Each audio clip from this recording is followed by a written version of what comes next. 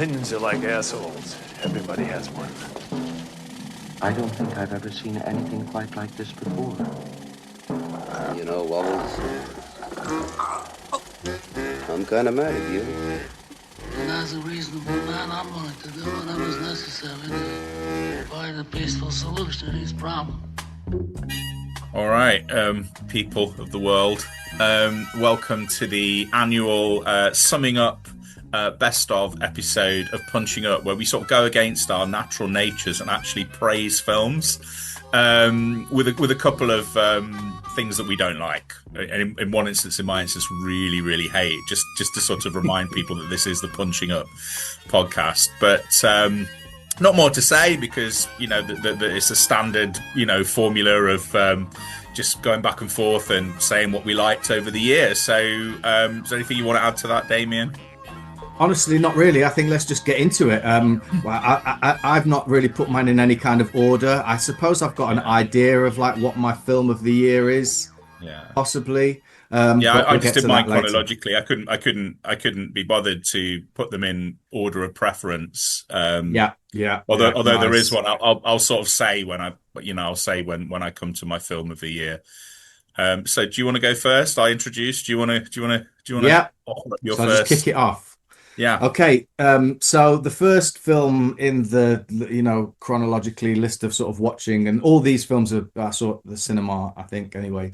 Parthenope, which was Paolo Sorrentino's film, and I loved it. I don't know, maybe history won't treat it as well, and I think it already didn't get the best sort of reviews, but I just found it very sweet. The Italian sort of landscape and just environments, like the language and everything is just so beautiful.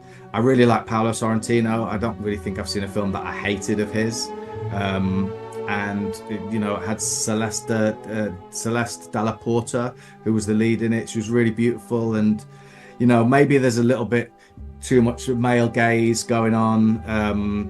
I rewatched Stealing Beauty recently, and that's another film that had been given that kind of criticism. But I liked it, mate. I thought it was just really sweet. It was just a beautiful story about this woman and her growing up, and who she meets along the way, and yeah, stunning. I didn't see it, so I can't really comment on it. I don't think I've seen a Paolo Sorrentino film since The Great Beauty, so I'm really sort of lagging behind his filmography, and a lot of his stuff is a lot of his stuff Netflix funded these days. Some of it is, although Parthenope was part of an Italian film festival that I got to see. I don't think it had like a massively wide release. Like most of these films that I get to see I have to travel to see them because they're not on the mainstream one. But I think he did like The Hand of God, which was about Maradona, or a kid during that Maradona time. That I think was a Netflix film. But, did he do the one about Pinochet, General Pinochet as a vampire? No. That might have been the guy that did Jackie and the Angelina Jolie Callas film. Or I might be just getting loads and loads of sort of Latin American or Italian.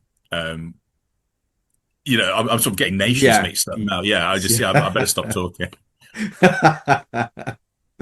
No, I had to put that in, really. I think that was I watched quite a lot of Italian films this year. I did see another one that had, was that this year?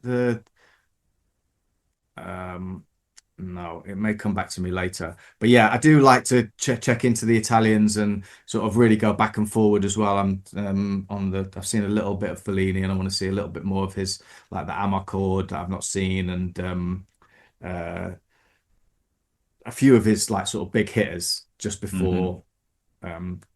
Really like Italian films. Anyway, over to you, mate. What's your first one? Oh yeah, I need to sort of slightly further qualify my list, and that everything I saw in the cinema.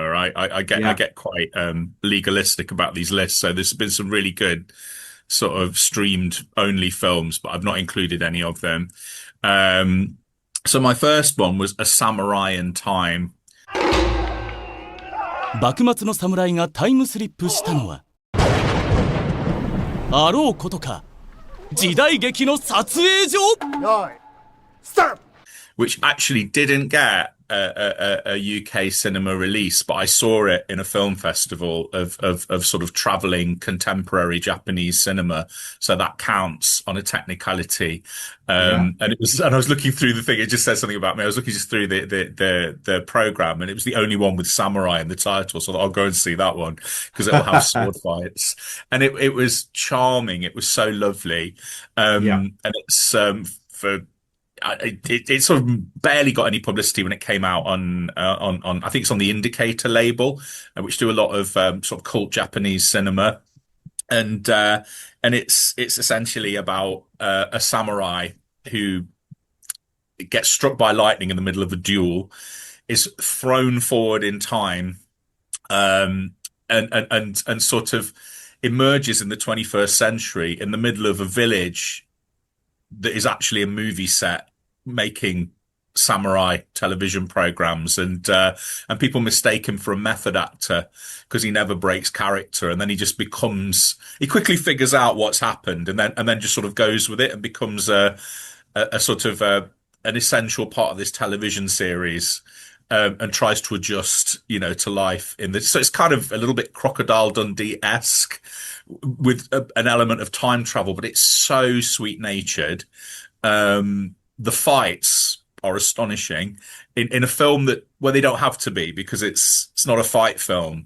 And I love the story of the making of it, because it was, I've just got to consult my notes for the guy's name. He's, was it Junichi Yasuda, who had worked in film, but essentially on a technical level, but then inherited a rice farm, had a bit of money, and just funded this film himself. And it took 1 billion yen in Japan, and is one of sort of the big sort of independent success stories that is compared with the success of a film that I didn't like, much to your chagrin, like One Cut of the Dead. So that I just thought it was a beautiful movie, and it's my first, and so what, which you've seen it, I know you've seen it, so is there anything you want to add to? No, I agree with you, mate. That was something that I'd never even heard of, and I don't think it would have come across my radar at all had you not said, like, watch it. And I found it, and I managed to see it, but it was just not on any cinema at all around here. I don't think they had, maybe in a festival that I missed, and it would have been nice to see it on the big screen. But yeah, it was really lovely film, as you say, very sweet, and refreshing to see a film that is kind of rooted in violence or whatever, that's just there's a human story. And he was really good as well, the main guy, wasn't he? And I didn't know any of the cast. It was all to me. I mean I'm not a sort of expert in like contemporary Japanese sort of stardom or anything like that, but I didn't know anybody, and they're all magnificent. And and I'd be keen to see what the director does and what the stars do. Be keen to see any of them again, and just to see how this guy progresses. As far as I'm aware, he doesn't sort of have another film in the pipeline. I did a little bit of cursory research, but I'd love to see something else he does. So it was a great movie. Yeah, very nice. Okay, so the next on the list is one that's definitely on your list, and that is Sinners. I would say that Sinners would be on your list, but I recently rewatched it, having only seen it once at the cinema. I think you went to see it twice. I really loved it, and then I recently listened to a Script Apart. Do you know that the podcast, The Script Apart, with Al Horner? It's like in English. So I keep thinking of you when I listen to these. I was like, I must send you this one.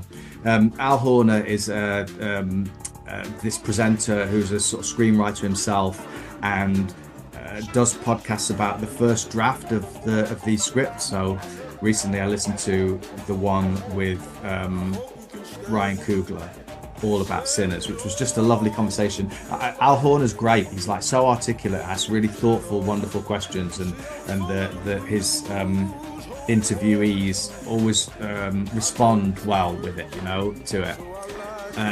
Great. A cultural phenomenon, in the same sort of maybe a quieter way than that his Black Panther was.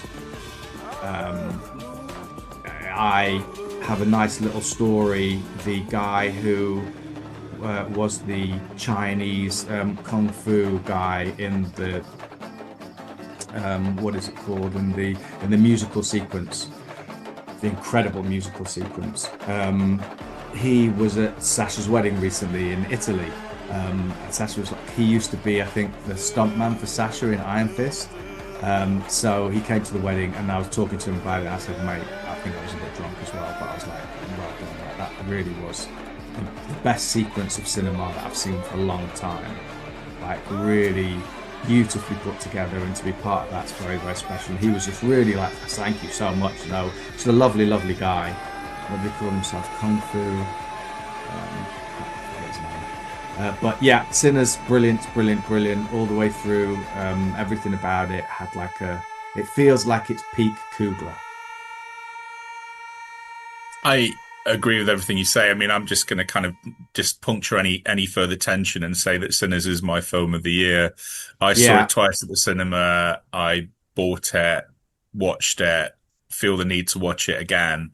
And it was just, I mean, we're talking, assuming that everybody knows what Sinners is, but you know, for those out there who don't, it's essentially it's probably one of the best hybrid movies I've ever seen of sort of rural gangster movie set in is it the 30s or the 20s? I think so. Yeah. It's sort of in between the wars anyway. It's a movie about the blues.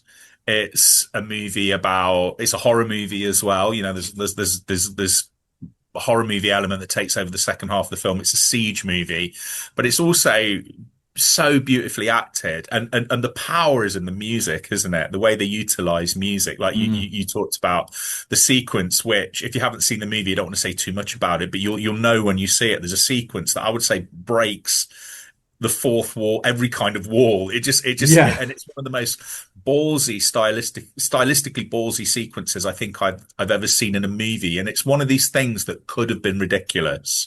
And I remember going to see it with a friend of mine, waiting for that sequence and thinking, this is gonna sort of, he's either going to lose, it's going to lose him at this point, or he's just going to be absolutely sucked in. And I was really nervous when that sequence came, and he just went with it and was commenting about it afterwards. And then they have this amazing sort of very tribal dance sequence, sort of based around Rocky Road to Dublin, which is phenomenal. And I think they use music. I'll tell you what it reminded me of. You know, the way music's used in, say, the Night of the Hunter, where you have, there's a sequence where Robert Mitchum is singing a hymn, and he's an evil preacher. And you have Lillian Gish defending this household, singing the same hymn back to him. And it's almost like the music's fighting. And there's something in that sequence. If you imagine a whole film with that ethos just taken to its stylistic extremes, and you've got something like Sinners, which is, I think it's a great piece of entertainment, absolutely layered with ideas and sort of brilliantly acted. Fascinatingly, I don't know if you watch the Rewatchables with Bill Simmons. And the whole idea is that they're kind of sports guys who apply sports matrices to movies. And the whole idea is like they're interested in rewatchable movies, not necessarily the best movies, but the movies that you always go back to. And they hardly ever pick a contemporary movie. And they said the only times they've done it is they've done it 3 times, and one of them was Sinners. And they did, and they were so blown away by it that they had to like canonize it as instantly rewatchable for now and evermore. And it's we could spend the whole podcast talking about Sinners. And I've been ambivalent about Ryan Coogler. I've enjoyed it. I didn't really like I liked, but wasn't really kind of on the Black Panther train. I like Creed. I've not seen Fruitvale Station for my sins, and so I remember seeing the trailer for Sinners. Like, oh, that looks interesting, and then I just, Ryan Coogler is a great filmmaker now. If he never makes anything that approaches that, he's earned his place in American cinema as one of the contemporary greats. I think it's an extraordinary film. It's sort of just, I'm in danger of just getting just ridiculously hyperbolic. So yeah, we've got other films to talk about, but Yeah, also yeah. the performances. I mean, Michael B. Jordan, who I've sort of kind of Yeah. respected, but I've never sort of. Obviously, he's great. I've never really been sort of, sort of caught up in his wake as an actor. But what he does in this movie, again, for people who don't know, he plays twins, sort of twin gangsters, is stunning, extraordinary acting. And then you've got a lot of really nice counter casting, like Haley Steinfeld from the Pitch Perfect movies, Teen Queen, and she's phenomenal. It's a grown up performance from her. It's like a real adult graduation. And then you got some lovely turns from like Delroy Lindo and these great I can't remember the guy that plays is it Corn, like the bouncer who Ryan Yeah. and he's Cornbread, phenomenal. that's And it. there's so Yeah, and he was apparently spotted. He wasn't spotted. Ryan Coogler, as a student filmmaker, met him and said, "I'm going to put you in a movie one day," and then just sort of wrote this part with him in mind, and that'll probably be the thing he's remembered for. And it's a phenomenal film. And then Darby's own, like Jack O'Connell, Yeah. phenomenal as the villain. Very, very good. Yeah, Yeah. loved it. Yeah, This is great. same. Yeah. Just going back to the Michael B. Jordan stuff, I did see Fruitvale Station, and he was excellent in it. But I think he first came to prominence in the fourth series of The Wire as one of the kids, and I thought he was great in that as well. So seeing that, and then the transition to Fruitvale Station, and then I think maybe the next thing I might have seen was him in Black Panther. It was great because it's clearly a start. I haven't seen any of the Creed films, so I can't comment on those. Yeah, but I mean, the thing with it, he's always acted within a sort of. This isn't a criticism, but up to Sinners, he's always sort of acted within a very sort of naturalistic band that's not too far away from his own personality. He's adjusted his personality to the characters, and this was like.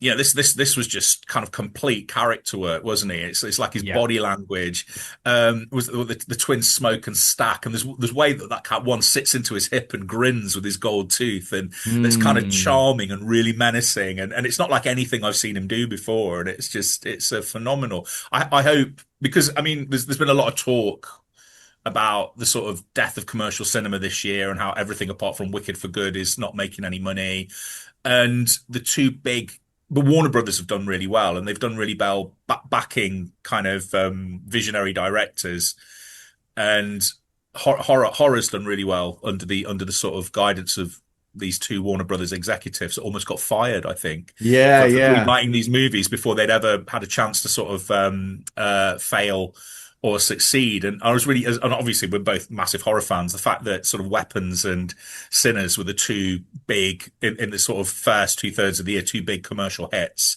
is just brilliant. The fact that Sinners made money, and it was such a risk, and it could have just died on its arse and just been a cult movie, but the fact that it's become a cultural phenomenon and big commercial hit, and the fact that people are still talking about it sort of came out, I think, in the first quarter of the year.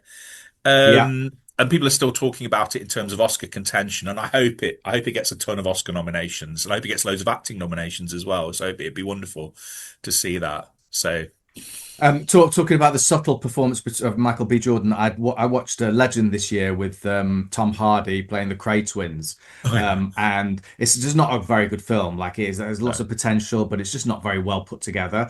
He's great in it. I mean, I enjoy Tom Hardy, but when you look at Tom Hardy's performance as those two characters as opposed to Michael B. Jordan, there's so much more subtlety in Michael B. Jordan's performances. You don't feel that there's a tendency with Tom Hardy to just be big in that sort of old Gary Oldman way, which I enjoy, I like. But then seeing what Michael B. Jordan does, it's just, beautiful, really stunning performance, and fully on board. All right, mate, the next one. Yeah, so that's it. We've sort of because Sinners was one of mine, so that's good. We could justify talking for twice as long about Sinners. Totally. My next one's Flow. Nice, love Flow. Yeah, Flow was. I'm just trying to have a look, see where. I know it's Latvian, but it might have been. what is it? A Latvian, French, Belgian co-production. It doesn't matter because there's no dialogue in it, and it's I think it was the first. Was it the first sort of independent movie? I didn't even realize it because I've just become very disillusioned with the Oscars and just don't bother following them particularly. But I was delighted to find out, which I should have known, that it won, I think, Best Animated Feature. Yes. And it has no dialogue, and it's a beautiful, very strange sort of elliptical animation about a cat in a world that has been populated by humans, but they're not there, and you're never told why. And you've just got all these animals like wandering around this world, and then the world starts to flood. It's almost like a biblical style flood, and again, you don't know why, you're not told.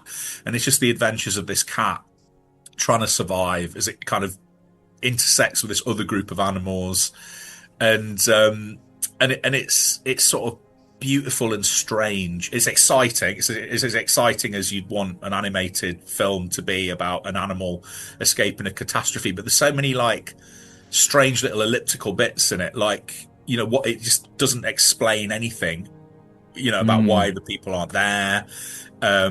You assume it's taking place like in our world a little bit sort of ahead of now, but then there's things that happen, like there's a whale creature that's not a whale. It's clearly some weird whale hybrid that turns up, and then they have this amazing sequence where the only way I can describe it is where a pelican goes to heaven, and it's just this like weird sort of portally, you know, kind of almost like sort of 2001 Stargate-y sort of moment that I didn't see coming, and it's just and I just thought it was a beautiful piece of work, and just this really ambitious, strange animation, and they got. I mean, I love cats. I've got a cat. You know, I'm a cat person, and they got cats down perfectly. It was just one of the best animated cats I've ever seen. Yeah, I liked Flo. I watched his previous film, Away, it was called, that he did a few years back. Similar sort of very strange animation about a guy, a kid on a motorbike, sort of traveling, trying to get to somewhere, and again, lots of unexplained. It's really more about the kind of visuals and the narrative. The music to Flow, I bought the LP soundtrack on vinyl. It's a really nice Mondo edition. I've heard the music. It's not a soundtrack that I keep playing, but I like the music, and I just thought I'll buy it. It looks nice. Flow was great, mate. It wasn't on my list, but Flow was lovely, and again, looked beautiful on the big screen. Yeah, very nice. Okay, and so Warfare. Warfare's my next one. Ray Mendoza and Alex Garland directed a war film about that Ray Mendoza's experiences during the Iraq War as a US Navy SEAL. And it's like the Battle of Ramadi. It's an encounter of this sort of street battle where these soldiers get kind of blocked in to this one house and have to sort of find their way out and try and people are trying to come to save them. And it's all, I think it's real time, is that right? It feels like it's all real time. And again, just quite spectacular. You're not looking at the story of relationships growing or anything. It's just this intense kind of battle sequence that's just so beautifully constructed. You can't say I feel like I was in there. That's not right, but it does have an immersive quality to it that sort of draws you in, and you feel maybe it's a little bit like Assault on Precinct 13, only with less character work. That kind of idea that the people are trapped in a building and they've got to get out. But yes, I thought it was great. I thought it was brilliant performances. I do like Will Poulter. He's always sturdy. And then DeFaro Wunatai, that's the kid from, what's the show? Reservation Dogs. Yeah. Cosmo Jarvis, Kit Connor, Joseph Quinn. I loved it, mate. I thought it was just an incredible film to see on the cinema. And actually, the first of two war films. Kind of. Maybe there's a few more war films in there. Anyway, that's it. Warfare. You saw it? You enjoyed it? I liked it. I didn't see it. I kicked myself actually. I didn't see it at the cinema, and I should have done, and I can't remember why. I think I was just never in the right mood. And I think it got piled on a little bit. It got some. I think it got some because I have subsequently seen it. It got some very unfair reviews. I think that was it's the normal things of like. Well, where's the Iraqi perspective? It's very, and I think the whole point is it's a soldier's perspective. That's the point of the film is that it's a soldier's perspective, and you're seeing things through the eyes of the soldiers. There's no real contextualizing. Well, that's the point. You're dropped in, and then you're taken out, and you're. So I saw it when it came on Prime, and I kicked myself that I didn't see it at the cinema. So on two counts, that would disqualify me from putting it in the list. But also, I don't think I would have put it in my list, despite the fact that I really liked it, and maybe also to punish Alex Garland for writing 28 years later. Which maybe we might talk about that later. That's not my most hated film. That was a close second. I think I would have. I don't think I minded it. I just thought it was just a mess of a film and had so many different tones. But individually, I kind of didn't mind all the different tones. Like I think the next one, the 28, whatever it's called, is more about Jimmy Savile, right? Jimmy Savile. I wasn't going to say that just in case people hadn't seen it. I'm not going to elaborate on what you mean, but the very ending, however good it might have been, the ending would have just upended it for me. And I just can I just say it does deserve an honourable mention for the worst experience in a cinema that has nothing to do with the film. I think I told you this. I was watching it with a friend of mine, and there was this whole row of like unruly kids that were just mucking about, knowing that because they took up a whole row, no one was going to do anything about it, and people had gone out to complain. And then a cinema manager, I think, who deserves the cinema manager's version of the Victoria Cross, stopped the film. I'll just stop because obviously did she pause the film, went in, lifted up the lights because she'd had a word with him a couple of times. And I'm used to sort of like people having a word and just nothing happening. And she actually stopped and screamed them into leaving. She says, this film is not going to go on until you guys leave. And if you don't leave, I'll call the police. And she just basically stared them down.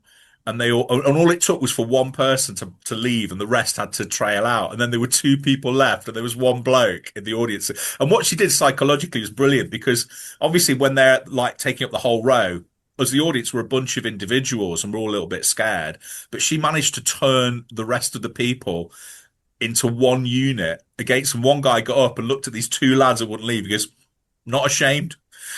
He just said to them, "There's no shame," and they just like went no. But then they left, and then she let people have like free popcorn only if they bought some before and free drinks. And we were just glad handing her as she went out. So I've never seen management like that. That was amazing. Right. So so I won't say which cinema it is because I don't want to get firebombed in a retaliatory. But it's a Nottingham cinema, and if you're listening, which I know you are, to our podcast, we salute you as the best cinema manager I've ever seen. Just facing down an entire crowd of feral children, teenagers. Nice. Yeah. I didn't like the movie, but I wouldn't have missed it for that experience. It was brilliant. It was just a whole lifetime of just, unregulated bad behavior in a cinema, sort of just getting its apotheosis. I don't even know what the word is, but it's just yeah. Very nice. So is it my turn? Yeah. It's on you. Well, if it's my turn, then my film is The Return or The Return. So that was very So The Return. So the sort of the other version of the Odyssey, that's the first one, the one that got in first, and it's Ray Fiennes and Juliette Binoche movie that looks at the very sort of closing section of Homer's The Odyssey, where Odysseus returns home from war to see his kingdom basically sort of pillaged by people who are trying to assume he's dead and are trying to sort of marry his wife and kind of murder his son, like the thing out when convenient, but it's very much a sort of study in war guilt, and they do something very interesting, and they strip out all of the anything supernatural. So I think the gods might be mentioned, but in doing that, what they do is they take away anything of fate and the decree of the gods that might absolve Odysseus of guilt in spending 20 years away from his family and having killed and pillaged. And it's very ambiguous as to whether he's raped. There's a very interesting conversation with Juliette Binoche when she talks to him and asks him directly about that, and you don't know. And so there's this, so he's come back and he's almost in a state of paralysis, and then because he's sort of riddled with guilt and can barely sort of reveal himself to his wife and child, but needs to sort of tap into that obvious inner killer to give us the ending that we want and slaughter. So it's a very sort of cerebral, psychological, art house take on the Odyssey that still gives you a phenomenal massacre at the end of the day, but is rooted in beautiful writing, partly by Edward Bond, the British playwright, the angry British playwright, which was the last thing he wrote before he died, and some phenomenal performances, especially from Ray Fiennes, who, you know, is, I think, one of our best actors. It made me go back and just rewatch a lot of his stuff, including Harry Potter, and he is phenomenal even in that. Well, I say even in that, I like Harry Potter films, but he's brilliant. He never puts a foot wrong. I think he's possibly, with the exception of Daniel Day-Lewis, and can we call Daniel Day-Lewis ours because he's Irish? You know, like, essentially, I think he's our best living actor at the moment, and I think this film just, you know, it's just a magnificent performance. I've not really done it justice. I feel like I babbled a bit, but it's just absolutely... No, mate, I think you did it. I'm listening to you just going, oh, my descriptions are so shit compared to yours. So you did. I always feel like I babble. And then I listen to myself. It's okay. No, that sounded all right. Yes, so there's that sort of jumble of insecurity and utter arrogance. When I listen to it back. No, that was all right. That was. But no, it's a beautiful film, and if anybody sort of has any sort of, you know, warm feelings towards the Iliad or the Odyssey, I would, especially as, you know, the kind of official all bells, whistles, monsters, massive budget version is coming out next year. Round the corner. Round the corner. I wouldn't say it's an either or. I'd say the two probably complement each other enormously. If the Christopher Nolan one is any good, and I have a feeling it probably will be, I'd watch this as well. I think they're very, very complementary takes on, you know, one of the greatest works of literature in the history of, you know, storytelling and whatnot. Yeah. So there we go, The Return. Yeah, I enjoyed The Return. Yeah, you put me onto that, and I had a lot of fun. I found it very engaging, and, you know, it wasn't a massive budgeted film, was it, considering, you know, the subject matter, but it didn't need that. It became almost like a play with, as you say, you know, a nice bit of gruesomeness at the end. Yeah, brilliant. And Ray Fiennes and Juliette Binoche, I just think, are just wonderful, and just getting a chance to see them two-handed just doing their thing is just wonderful. Yeah, so nice one. It wasn't on my list, but I respected it a lot.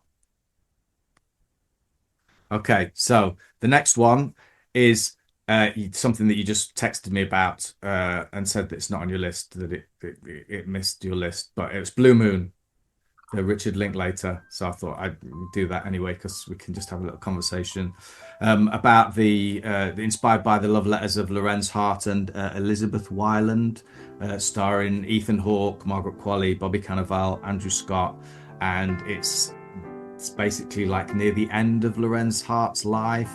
And he reflects on his sort of, like, you know, past at the opening of Oklahoma, the opening of that new musical by his former partner, Richard Rodgers.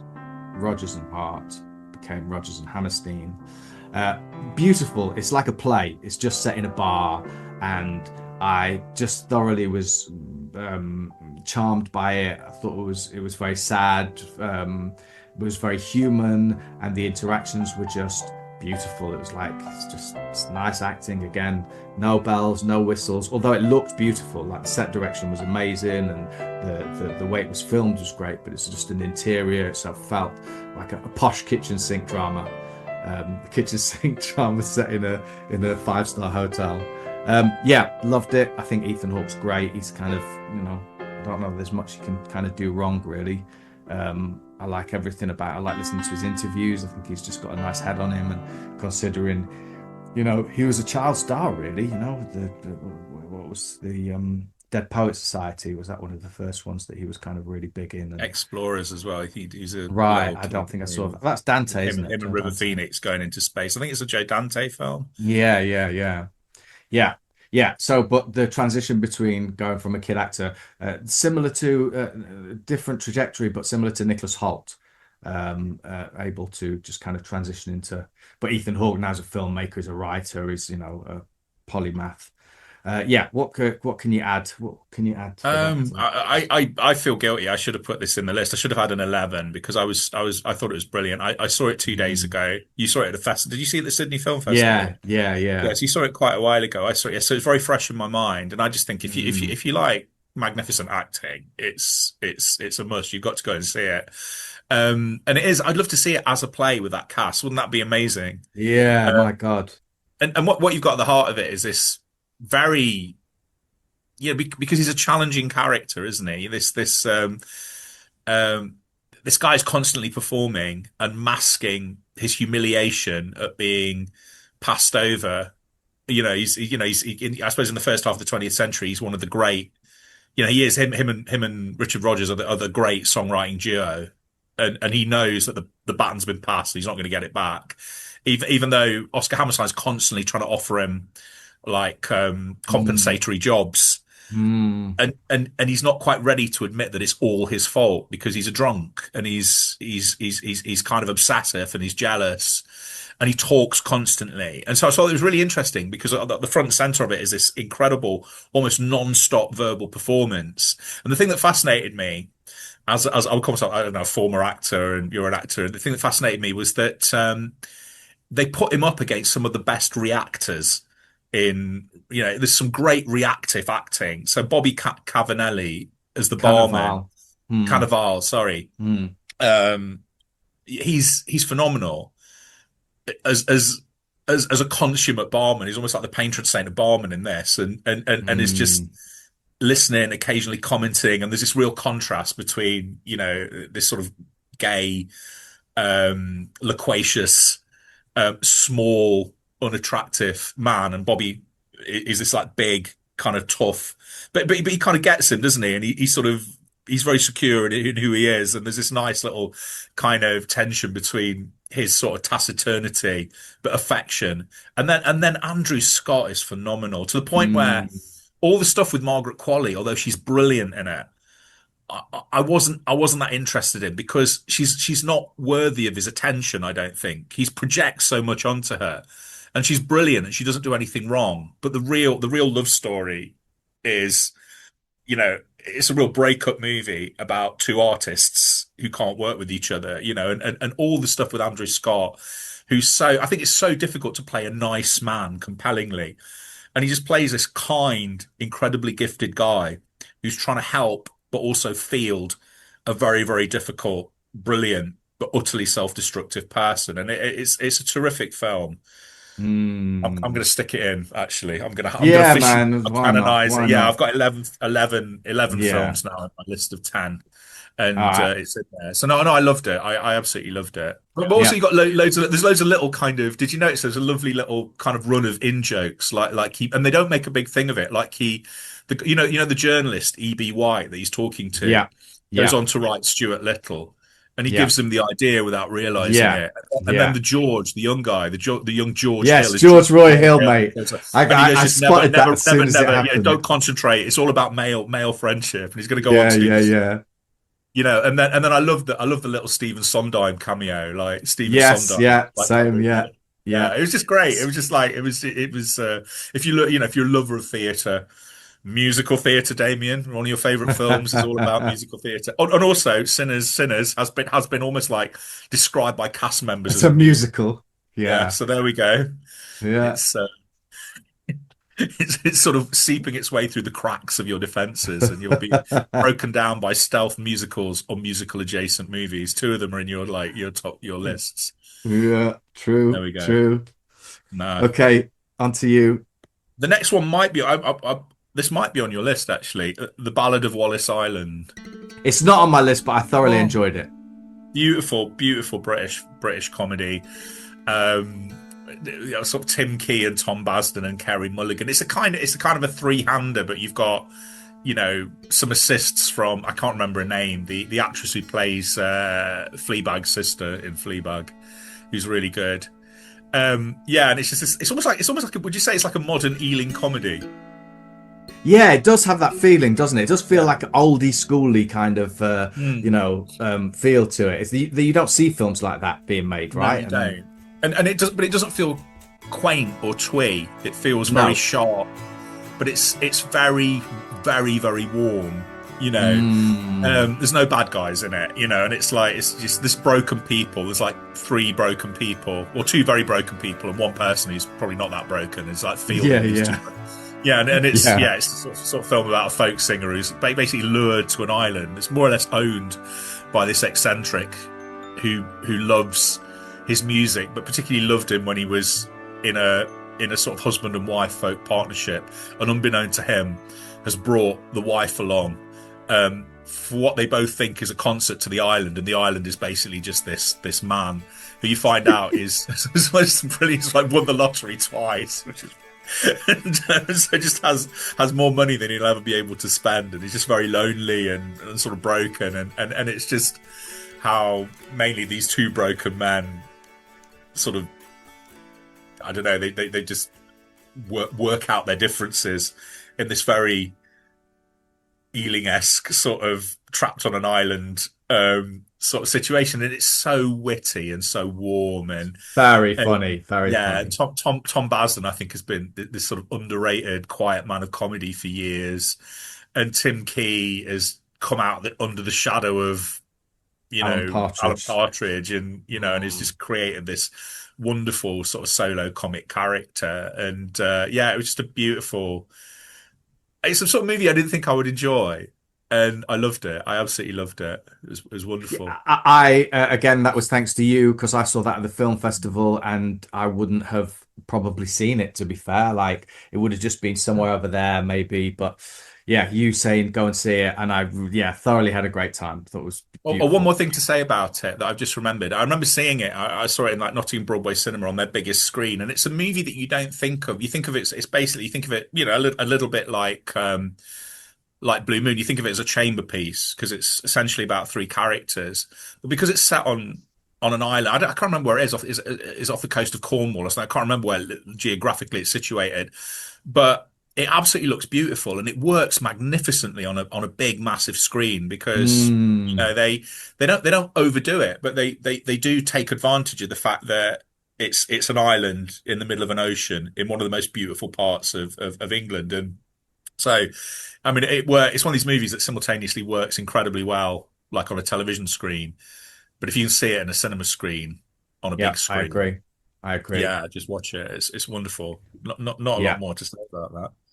Yeah, very nice. That was lovely. Okay, my next one may be on your list, but I'm not 100% sure. It's The Life of Chuck. Oh no, it's not. It almost. Yeah. No, go on, talk about it. I did like this. Yeah. So, Life of Chuck, based on a Stephen King novella, I think maybe, directed by the king of horror, Netflix horror, Mike Flanagan. It's about the story of a man told very sort of out of sequence. There's as you're watching the film, you're not only as the film progresses do you sort of understand what's happening. It's sort of very mysterious and beautiful and just uplifting. There's obviously a dance sequence in it that Tom Hiddleston does. There's a what? Sorry, a dance sequence. You mean like a musical dance sequence? Well, but there wasn't any singing, mate. One of the best sequences in the film. I think it's one of those when you've seen the film as well and you understand the connection of that dance to what's going on. It's just, it was beautiful. The whole thing was beautiful. It was a wonderful film about existence. I've thought lots about the quote. Is it the Whitman quote? We contain multitudes. That's right, isn't it? Beautiful, stunning, beautiful. I only seen it once, so it'd be nice to see it again, but I also saw that at the film festival. So yeah, a lot of my films came from the festival this year. I agree. It didn't make my list, but I thought it was wonderful. I loved it. And I did wonder when I was watching it if it would make my list. And I have to say, if we were doing a list of favourite sequences, the dance sequence is astonishing. Yeah. And Tom Hiddleston is an incredibly good dancer. I have to say.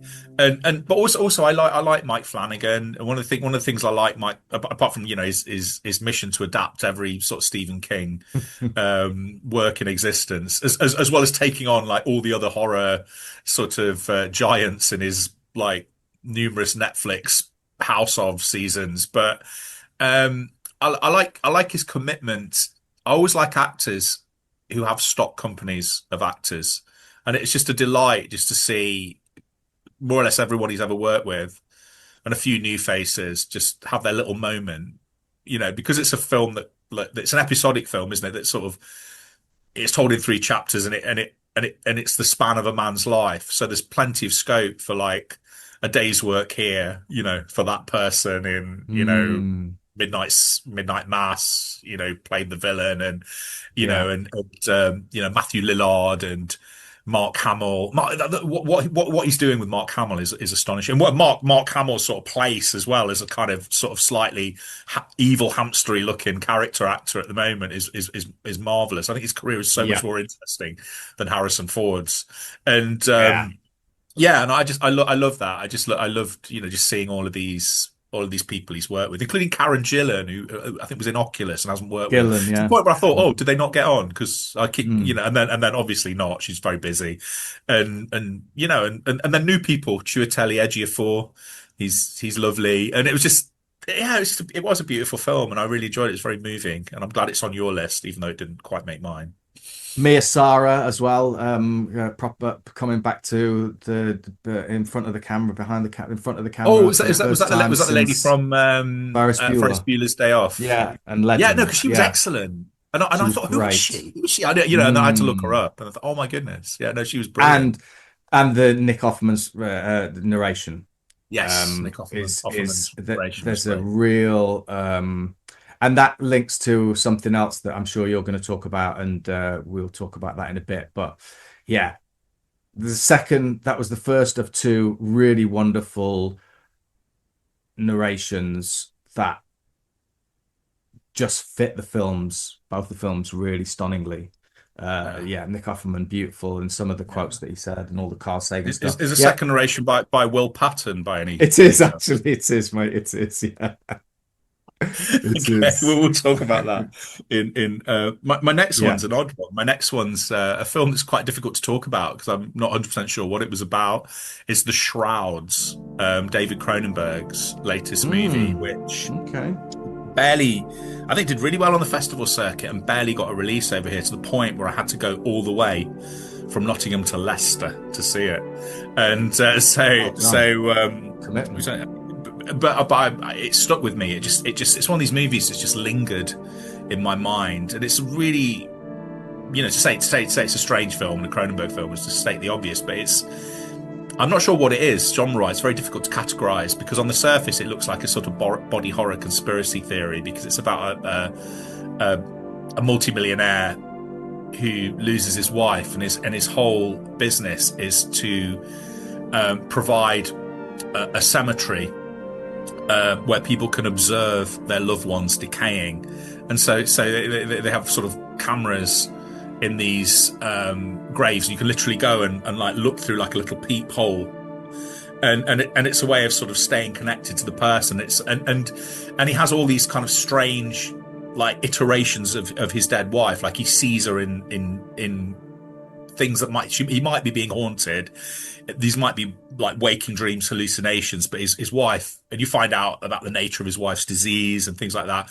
He has this attraction to his sister-in-law, and he has a computer avatar that looks exactly like his wife, and he has these kind of intimate levels of intimate relationships with all of them, and they're all played by Diana Kruger, and she might be my performance of the year because she's phenomenal, and then someone starts vandalizing the graves, and his brother-in-law's Guy Pearce, who believes that there's this kind of cabal that are out to get him and then out to get Vincent Cassel. But then all of that sort of comes to nothing. It's almost like it's like a thriller with no thrills, and a conspiracy theory where they don't explain the conspiracy, but it's compelling because it's really all about him and his wife, and it has all the Cronenbergian elements that you might want. Like it doesn't have any strange creatures, but it has decay.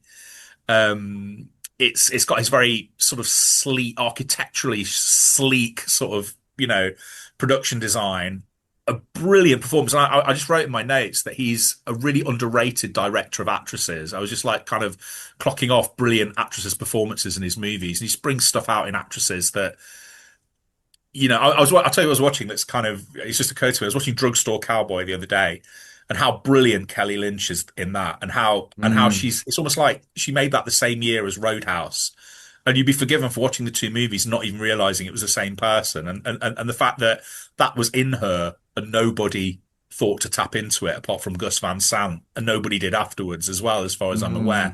And I think Cronenberg just sees the kind of strange and the dark and the interesting in actresses and just sort of brings it out. And I just thought it was a compelling movie, and it has, a lot of kind of very, very strange sex in it. Two sex sequences, one of which is horrible in its kind of, you want a bit of literal body horror, here it is. But it's a very moving film, and a really elliptical film, and a strange film to try and kind of unpack, because it's nothing, it's not anything that it's advertised as. And I don't think he really makes horror. I don't know if you saw Crimes of the Future, his previous film.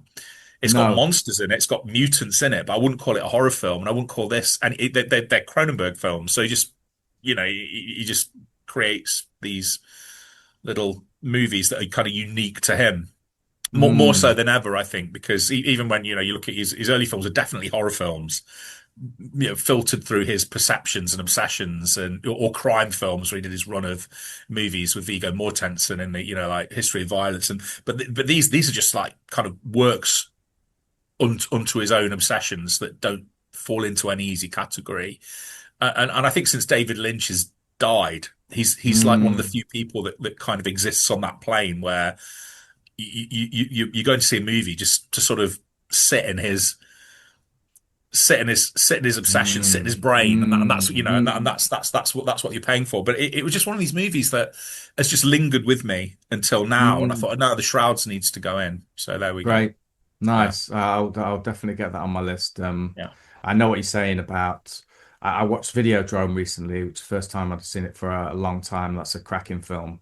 Again, very sort of strange, obviously strange. Unnerving, unsettling. Is it a horror film? I mean, it's a horror film, but it's not really a horror film. It's, again, I think Cronenberg does that, similar to, as you said, similar to Lynch. He makes films that have horror in them, but they're not horror films, really. But there's not an ounce of horror in this, other than the horror of grief and the shock of decay and what disease can do to the body and stuff like that. But it's a very moving film. I really enjoyed. I thought it was great. Wonderful. An old man, still, absolutely true to his vision, and reasonably prolific as well, and just still knocking him out the park. So yeah, I like it. Yeah, I'm all for it. Okay, my next film was I think it won the Palme d'Or at Cannes this year. It was Just an Accident by Jafar Panahi, the Iranian filmmaker.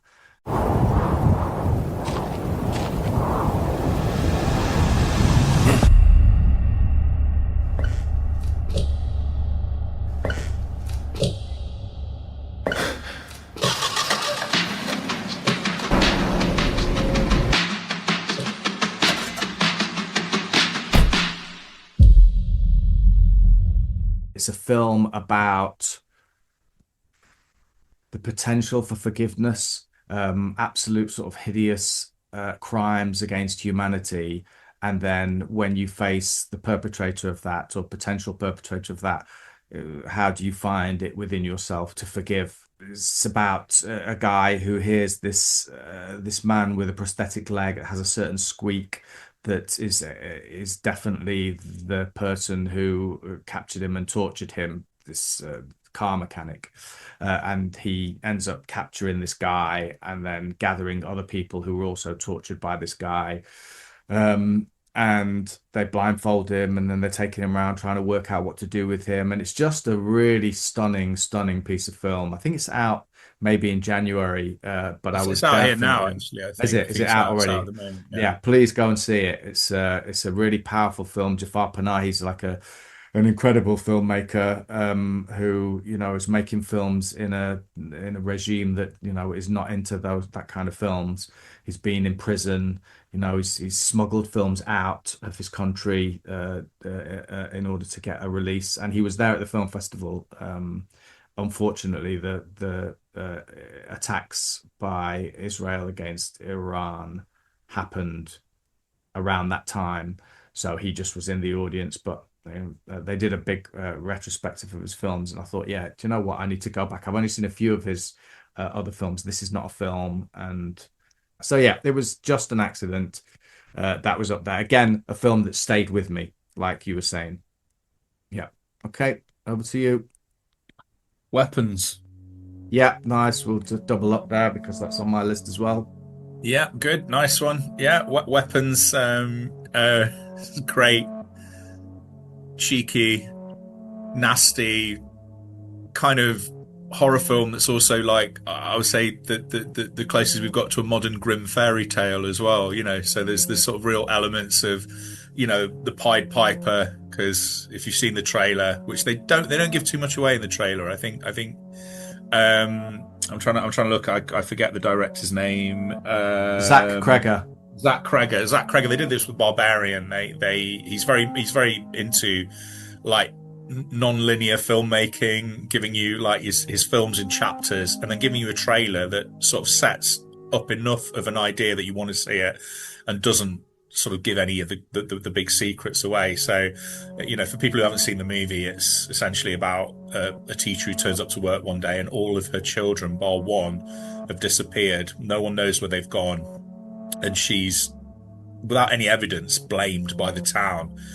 And then weird supernatural stuff kind of is unearthed, and it's such good fun.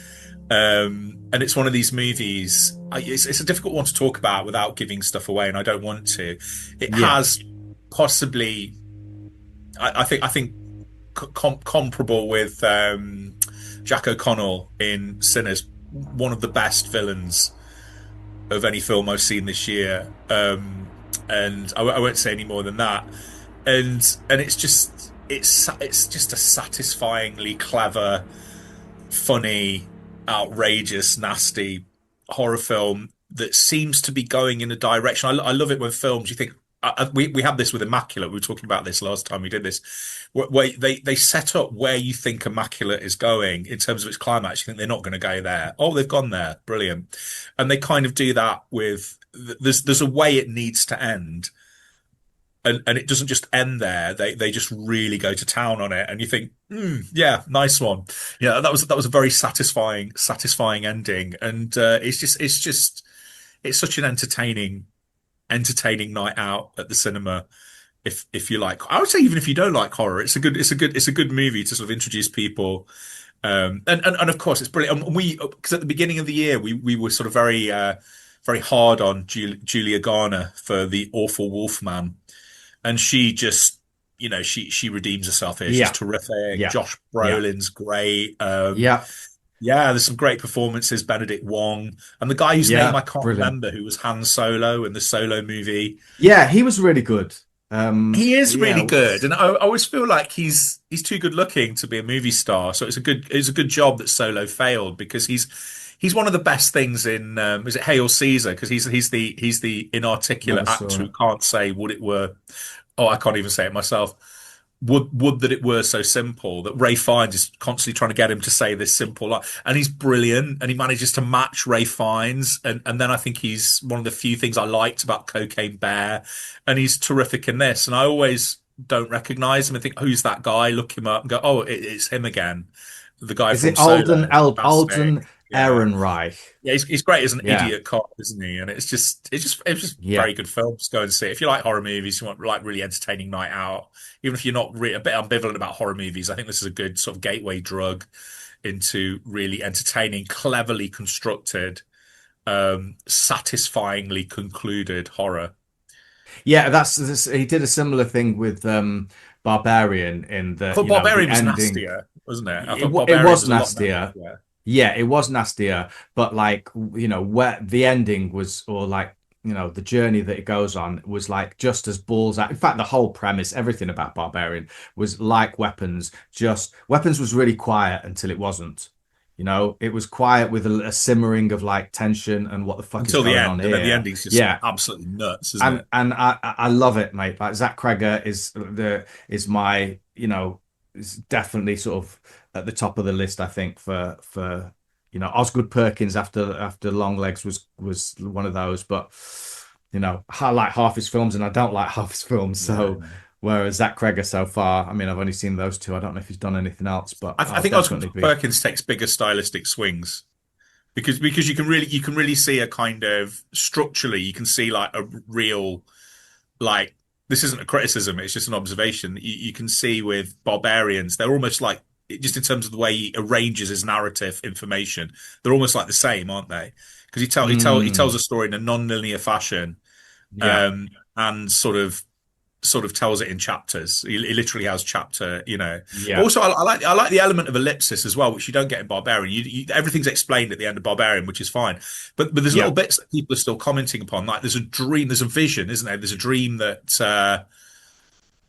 yeah, people that Josh Brolin has that people are just still talking about what it means, and he doesn't Mm, explain it, you know, and yeah, he's almost sort of, you know, and he won't explain it. He just sort of puts this image, you know, floating above a house that Josh mm, Brolin sees, and you don't, you know, it's up to you as to how that sort of connects with the rest of the narrative. And I like that. I like the fact that yeah. it's everything that needs to be explained is explained, and then there's enough mystery and ellipsis, which is good because apparently he's going back to that world. He's going to kind of explore more avenues of the story, I think, in Yes. Yeah, that's yeah. yeah, Yeah. without giving anything away. Because if you say what Just avenue don't it's exploring, it just cut. Yeah, yeah. but Don't do a uh 28 years later. Pearl and then the last one. Just don't do that Well, last yeah, one. yeah, no problems with Pearl. Yeah, Maxine. Yeah, well, Yeah, Maxine could have Maxine, been that's it. brilliant. I think if he was, ironically, I think if he was kind of a bit more streamlined and less ambitious in a way, it could have been Mm, amazing. If it was just her and one killer, that would have been a phenomenal film. yeah, I think. Yeah, yeah, there was yeah, just too many moving parts, too many weird conspiracies. yeah. Not very well put Although together. Mia Goth was great in all three. Yes, Yeah. as always. Yeah, she's Yeah, really so like her. yeah, I won't say any more about Mia Goth just yet. But Yeah, okay. So my next one is the last one from the film festival, and it was a film called Sirat, Sirat. It was directed by Oliver Lax, who's a French-born Spanish film director, and it's about a father played by Sergi Lopez, famously from Pan's Labyrinth. That's right. He's the villain, main the sort of captain, the the evil main villain. captain in Yeah, Pan's Labyrinth. yeah. He's a father in search of his missing daughter in the deserts of southern Morocco. He basically travels around to loads of different raves because she was last seen at one of these raves, and it's also a film that doesn't necessarily give you answers, and is definitely, although it's not supernatural, it has elements of, okay, something's going on over there, but we don't really know the specifics of it. And it obviously has some bearing on what we're seeing here. And it contains, you know, yeah, incredible sequences that, again, stayed with me. It was a film that I probably wouldn't have seen had I not seen it at the film festival. And it was just, it's just kind of a slow burn, but the music's great. The rave scenes, like seeing it in the cinema and hear the big sounds, the techno coming through, and then this man with his son looking for his daughter, his son and a dog, I think it is, and they get together with a bunch of ravers and travel across this desert in order to go to the next rave. But yeah, when that's out, it won the jury prize at Cannes this year, and was submitted for best international feature for the Oscars, I think. Yeah, I like that a lot. Over to you. All right, House of Dynamite would be my next Yeah, movie. that's one of mine as well. Thank you. Brilliant. Yeah. Right. So Catherine Bigelow, her return. I can't remember it seems like ages since she last made a movie, and it was Detroit. I think was the last film she made, and it's the American government facing a nuclear crisis when a missile's launched. They don't know where it's been launched from, and all their fail-safe devices that cost billions of dollars seem to fail. And they're looking at the prospect of a nuclear weapon hitting a major city, and what are they going to do about it? And it's told, it's the same sequence of time played, from different perspectives as we move further and further up the American chain of command. So the first bit is in a kind of analyst situation room, and then you've got the kind of top military brass, and then you've got the president of the United States, and it is it's probably the scariest film I've seen this year, and it's not a horror film, and it's brilliantly acted. I always describe it as like an episode of The West Wing. If you have people as intelligent in The West Wing, whose expertise couldn't solve a problem. Again, beautifully constructed. A lot of these films that we're talking about are told out of sequence. A lot of the films we've told have been told in chapters out of sequence. That seems to be a thing this year. And it's just what Catherine Bigelow does best. This very sort of journalistically precise, brilliantly acted by razor-sharp actors, sort of look into some aspect of, American foreign policy, or kind of, sort of aspects of sort of military life under duress, and it has a phenomenal performance by an actor I've never been a massive fan of, which is Idris Elba. So there's so many great actors in it that you expect to be great and are great, but I just think sort of special attention as Idris Elba agnostic, that he is outstanding as a very caught off guard Obama-esque, because the first thing you see him do is a basketball match, isn't he? So there are kind of allusions to Obama, even though you're never told what political. I don't think you're ever told what party he represents. That's not the point, because it's about a crisis that would absolutely sort of upend any administration, and it's just a phenomenal political thriller. Amazing. Rebecca Ferguson is brilliant. She's in everything at the moment. She's one of the never shits. She's always fun to watch. Always the never shits. Never shit. She's like they're never shit. No, they're just never shit in anything. Oh, right. What I'm saying? Like, they just don't do bad performance. Billy Bob Thornton would be another one. Just people who and I love what she does. If she's like the female Pedro Pascal, in the sense that she's in everything. Pedro Pascal is a little bit more extrovert, and she's just kind of doing her thing, but creating equally incredible work. And Tracy Letts as the writer actor, as one of the colonels or something. I thought he was brilliant. Just the performances are amazing. Jared Harris, amazing. A brilliant film. On my list Rebecca as well. Ferguson isn't playing a witch. I think she is in everything. She plays every variation on a witch. Witch. Yeah. And she's not playing a witch. She's playing a high, an absolute apex working mum. Yeah, I thought it was wonderful. Thank you for that again. That would be you gave me a nudge. You've been very good this year. I mean, we're usually quite good to each other, but I've definitely benefited, I think, more from you this year of recommendations, and also good either Netflix produced or Netflix backed content. Gets its 2 weeks in the cinema, and your turn. Be on my last one is One Battle After Another, directed by Paul Thomas Anderson, starring Leonardo DiCaprio, Benicio del Toro, and with a phenomenal I'm predicting Oscar-winning performance from Sean Penn. I thought he was incredible. Like you, I think the first 20 minutes or so, 25 minutes, I was enjoying it, but I wasn't sure what it was. I didn't know where it was going. And then it kind of takes off. And once it takes off, it doesn't stop.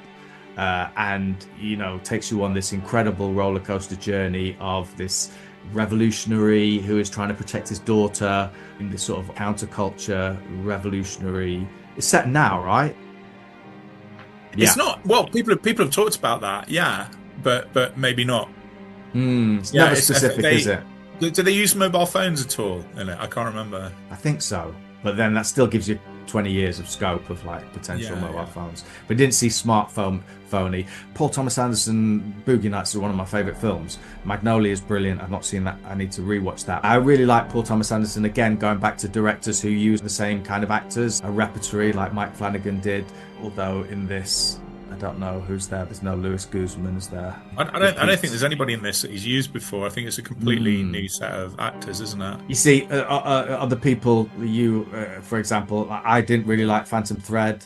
I didn't really like Licorice Pizza. I didn't hate it. I wasn't overly enamored by it. And I think this was kind of nice to see Paul Thomas Anderson, for me, back to a kind of a real sort of energetic, especially as a 50-year-old director or whatever he is now, energetic film that of the likes that you don't really see, very 70s cinema. And they show a little clip of Battle of Algiers, which is a nice nod, and the film has a Battle of Algiers kind of feel, docu-realism, I loved it. That's it. I think I admired it more than I loved it, and I think the first sort of 25 minutes kind of probably nixed it from it being in my list, because I just found it very screamy, shouty. Leonardo DiCaprio, I think, was a bit too shouty in it for me, but I love the ending. I thought it kind of it accrued entertainment value as it went on. Entertainment value just sounds like damning it with faint praise, but I thought the ending was just marvelous. And I tell you what I really liked. I loved any actor who loves old forgotten character actors, and the fact that you had I can't remember his name. I remember he's the guy that plays the bartender the guy that runs the club in Roadhouse. He's one of the killers in Mate One, and he's one of the nastier generals in Geronimo, and he's part of the white supremacist cabal. And I know who you're talking about. Yeah, he's phenomenal, and it's just lovely. I mean, in the same way that the guy that directed Mud, is that Jeff Nichols? Brought Joe Don Baker out of retirement to play a kind of a similar role as this kind of evil patriarch sending people out to kill Matthew McConaughey. No, I thought the ending was great. I thought Sean Penn was phenomenal, and if he wins another Oscar, I haven't really got a problem with that. And yeah, I liked it. I didn't love it, and funnily enough, I really did like Licorice Pizza and Phantom Thread. So they're just sort of on slightly different Paul Thomas Anderson frequencies with those particular movies. He's one of the greats, and I really admire Leonardo DiCaprio's commitment to working with every great American director sort of out there at the moment, and he seems to be just going through them. So it was a good film. I didn't love it, but so is this Train Dreams? Is this your last one?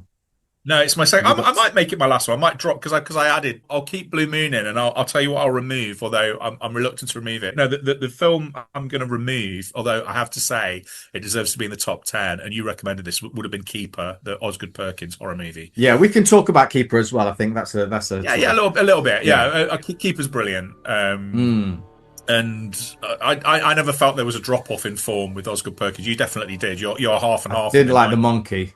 Yeah, I like the monkey. I thought it was a very, very good sort of gun for hire job. I thought I liked it.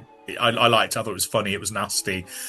It was sort of different flavors of Osgood Perkins, but Keeper. We're talking about Keeper now. So Keeper's in then, because as we're talking about it, I'm going to have 11, and Keeper was, again, if you wrote down the plot of Keeper, it's very simple. But the way he just has this very immersive kind of strange, coming at things from odd angles sort of way of telling what could be a very conventional story in somebody else's hands. And again, it's another like three-hander, this sort of relationship gone wrong drama that involves ghosts, curses, and some of the best designed nightmarish creatures I've seen in any horror movie this year. And again, he's a great director of actresses. So it's Tatiana Maslany. Yeah, she's phenomenal, and she's his muse basically. I think she's in his next movie. She was in The Monkey. He seems to have like sort of binned Micah Monroe, which is a shame, and gone with her. But she's great, and it was a phenomenal ghost in the woods story put through Osgood Perkins' strange filters. Rossif Sutherland, Donald Sutherland's son as well, was the main guy. Really? Yeah. I didn't know that. And so even I love Tatiana Maslany. I thought she was great, but I really liked him as well. I thought that he was equally just had some wonderful. I think he had the harder moments. job, actually. Yeah, for sure. Yeah. And pulled it off really well. Like she was more the reactor, I suppose. One of the things I loved about Keeper was that I went in the cinema after seeing the trailer that just doesn't tell you anything. You don't really have a clue. I think I must have got maybe an hour into it before I realized, okay, what might be happening. And that and the previous hour when I was going, I really don't know where this is going, who's good, who's bad, what's the source of this, what is this really? I was enjoying it. I didn't feel frustrated. Like I was really pleasantly unpatronized by the filmmaker, and for that I love it. That was just on my sort of the bottom of the list as well for me, just sort of shaved off. But yeah, I agree, mate. Brilliant. What's his next film? Oscar I don't know, but he's Nicole Kidman's in it, so you're probably not going to go and see it. But it's it's I can't remember, but I remember young people. And I think it's got Nicole Kidman and Tatiana and Johnny Knoxville and Heather Graham. Oh, yeah, good. Yeah. Heather Graham's a very underrated actress. I was amazed. I kind of forgot that she'd had 10 years between sort of Drugstore Cowboy and Boogie Nights, and how good she is in Drugstore Cowboy. Just to go back to that, she's phenomenal in that, and she's having a great sort of kind of Indian summer of a career in her 50s. She's appearing in some terrific, like little low budget, straight to streaming movies, mainly horror films. Yeah. Yeah. No, I like her. Okay. Yeah. Train Dreams is my last one. Yeah, that's sort of on my list as well, really, whatever, unofficially. Yeah. I've got an extra one. Just stick it in, make it 11 apiece. I'd feel bad if Train Dreams is I don't really know how to describe it. It's just on the surface, it's a story of a very quiet interior man's life in the first half of the 20th century, who spends most of his life going into the woods to sort of saw down trees and coming back to kind of quite a lonely existence until he meets Felicity Jones and has this kind of almost like Edenic period of domestic happiness, which goes wrong. And then he's kind of haunted by mistakes he's made at home and mistakes he's made in his job. And it's kind of like a ghost story without any literal ghosts, or are there? There's that lovely ambiguity. And then it's very episodic, and that he encounters all these fascinating people along the way, which are great opportunities to drop in a magnificent character actor performance. And there's something, I'd sort of described it almost like, the stories that I sort of introduce you to, and you like some of them, the John the Balladeer folk horror Appalachian Southern ghost Gothic sort of. It's almost like a John the Balladeer story if you took all the supernatural elements out of it. So Stephen King says that's the litmus test of good horror, is if you took the horror out, and you more or less said this like about Keeper indirectly, if you took all the horror out, would you still want to spend time with these characters? And it sort of leans into being a little bit of a ghost story. It's beautifully structured. It's incredibly moving, very quiet. There's a lot. I mean, if you wrote down the dramatic instances in it, there's natural catastrophe, there's murder, but it's not that kind of film. The film's very quiet. It's very meditative, and it's just about this very quiet man's. These aren't my words. I remember, I think I read this in The Guardian, that he's got this rich interior life that he doesn't really know how to articulate.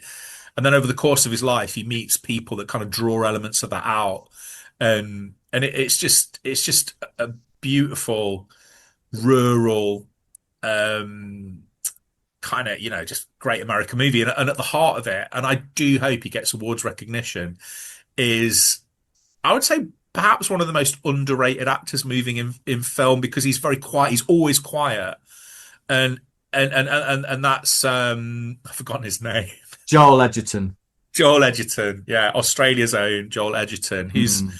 such an intelligent actor, such a thoughtful Mm. actor, and this is just built around him. I like Felicity Jones anyway; she's Hmm. wonderful in it, and I'm glad that she's getting this kind of resurgence of really good roles post The Brutalist, and Mm. again you've got these beautiful little character vignettes from like sort of William H. Macy as a dynamite man, Beautiful. Kerry Condon, who I love, who's also great. This might have made my list if I was feeling in a different mood, like F1, which is such an entertaining movie, and I couldn't care less about about cars or Formula One. And she's fun. She's the best thing in F1. She's brilliant. And again, she just turns up for like 10 minutes and delivers a beautiful character performance. And Paul Schneider is this motor mouthed sort of preacher, and it's just, I don't know, I love that kind of rural American storytelling, and it's just a phenomenal example of that, sort of centered around this beautiful interior quiet performance from Joel Edgerton. I found it incredibly moving, and Yeah, it just, was. yeah, and again it's got a lovely bit of narration from Will Patton. Yeah, it would be a lovely companion piece to the life of Chuck, I think, because it's Yeah. about humanity, it's about living, it's about love, life, and loss, and existence, and where did the time go? And yeah, that the Will Patton narration definitely reminded me of Life of Chuck of Nick Offerman's. Yeah, and they're both ordinary men, aren't they? They're not Yeah, they're not yeah, Superman. They're not yeah, particularly heroic. I mean, yeah, I mean, Chuck's an accountant. He's a logger. And they're yeah, both very unassuming men who don't want a lot out of life. And yeah, yeah, yeah, yeah. John Deal. I saw him and I was like, I know that's John Deal. I've not seen him for so long, but he's obviously like an old man now. The last, what was he in? The last Seduction. I've watched John Deal. He's been in a bunch of stuff. I didn't know who he was. He was good Yeah, though. I recognized his face. I'm trying to see. Oh, oh, and two of my favorite movies have the same actor. Did I write his name down?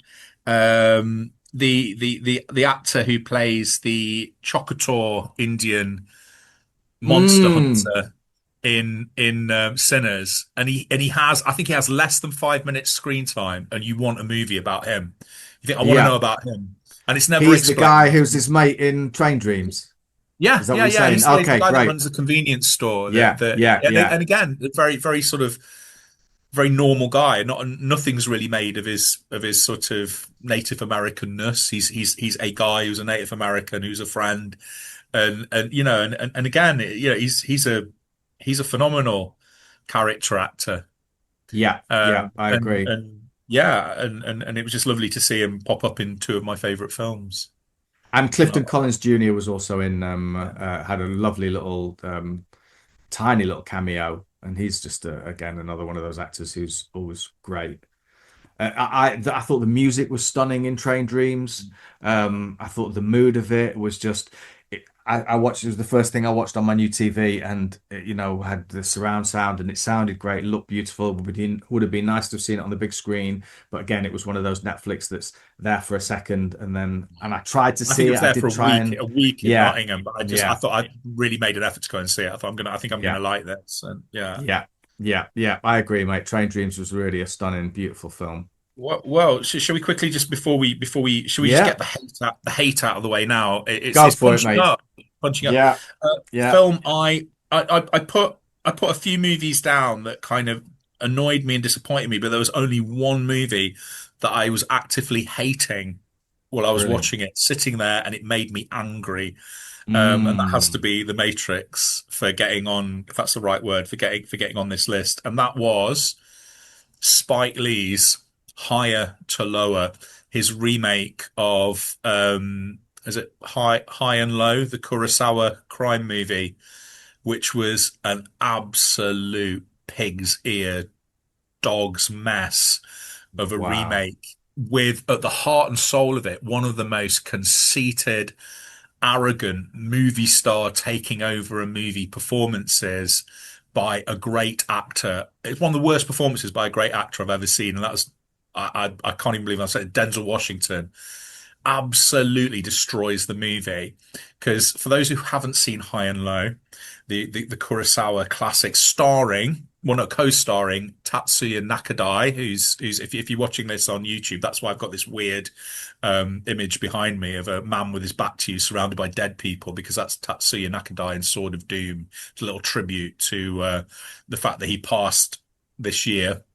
It's essentially about a businessman whose son is kidnapped and held to ransom at the point where he's on the verge of sinking all his money into this sort of business maneuver, and he's going to pay the money because it's his son, but then he finds out it's a case of mistaken identity and they've kidnapped the son of his chauffeur who's wearing like his own son's clothes, and then he's not so keen to sort of put up the money. So it's this like kind of horrible moral dilemma movie. And that sort of played out. But with Denzel Washington, I always think there's something that I don't like about Denzel Washington as a man, in that I always feel that he's like the self-appointed pastor of Hollywood and the dispenser of wisdom. And there's something a little bit kind of arrogant Where's about the it. humility? Where's the humility? He doesn't have any. And what you get is he always plays the character like every decision he makes is right, and you're not invited to criticize it. And you've got this horrible performance, this obsequious performance from Jeffrey Wright as the chauffeur, who's constantly deferring to, Denzel Washington as if he's the fount of all wisdom. And they've got these really cringy moments where in this he's a music mogul, and there's this bits where he's engaging in. I mean, I'm a man in my 50s, so I'm not even going to I'm probably going to say the wrong words, but it's like he's engaging in like sort of youth speak and street talk that makes him look like an old man. There's bits on Strictly Come Dancing when Bruce Forsyth, when he was alive, used to do these jokes where he said things that young people would say. And the joke is he's Bruce Forsyth, but they still made me cringe. And it's like Denzel Washington is doing that, but straight-faced and for real. And the climax of the movie is a fight between 70-year-old Denzel Washington and this kidnapper half his age. We're expected to believe that Denzel Washington, on the power of his pure Denzelness, would basically kick this guy's arse. And you just feel it's like this actor's ego penetrating this movie and just turning what should be this sort of study of moral hypocrisy, which the original is. Although I still think they let Toshiro Mifune off a little bit too much at the end of the movie. And also the climax of the movie is nothing to do with him. It's the detectives trying to find this guy, but Denzel has to do it. And it was horrible. It was horrible to watch. And it was just horrible to see this movie just absolutely ripped apart by the self-righteousness, in my opinion, of this big Hollywood legend who is a great actor. But I thought, well, Spike Lee's quite happy to go lock horns with, Samuel L. Jackson and Tarantino. Why isn't he directing Denzel Washington, telling that actually that's not the movie we're trying to make, unless he was all in on it? So I hated that film, and that's why. The moment that I heard it was being made was the moment that I said I'm not going to see that film. Did you see Old Boy? Did you see his remake? That's exactly what I'm saying. Like, because I haven't seen that. So to be fair to Spike Lee, I haven't seen it, but it's not. Old Boy, it's meant to be terrible, mate. Like Charlie, he goes on about how terrible it is. Is he a fan of Asian cinema, or do you think he's playing a secret long game where he actually really hates Asian cinema? And every time he gets a little bit of juice, I think, oh, what am I going to remake now? I'm going to trash that one. I'd kind of admire him if that was what he did. I just think that's a really funny thing to do, just to use your juice. It's also petty, and it's also like not artistic. I think he genuinely loves it, but he's like, yeah. It's strange to me. I don't know that Spike Lee's made a really great film for a long time anyway, and he was one of the sort of greats in the 90s for sure. But yeah, no, I wasn't going to see that. High and Lows on my, So that's my hate. Hate valve.